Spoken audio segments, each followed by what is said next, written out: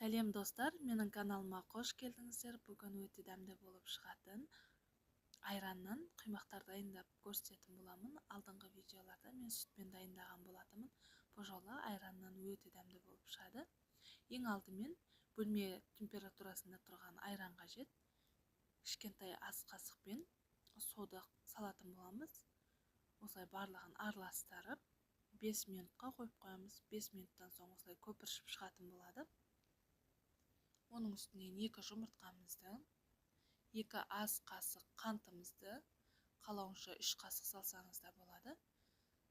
Осылай барлығын араластырып, және 2 ас қасық сұйық майымызды құятын боламыз.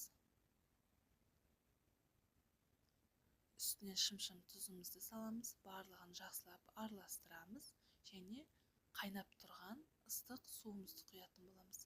Барлық құрамын описание бөліміне жазып қалдыратын боламын. Соңында осылай електен өткен ұнымызды салып, бір масса болғанша толықтай араластырамыз. Дәл осындай масса болып шығу қажет. Енді қызып тұрған тапамызға құймақтарымызды пісіріп алатын боламыз.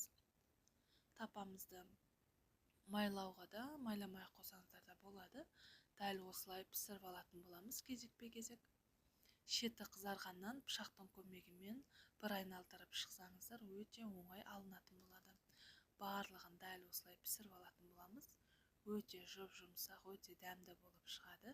Сіздерді дәл осылай дайындап көрулеріңізге кеңес беремін. Достар, видео ұнаса лайк басып өз пікірлеріңізді қалдыруды ұмытпаңыз. Сіз де дайындап көріңіз, ас болсын.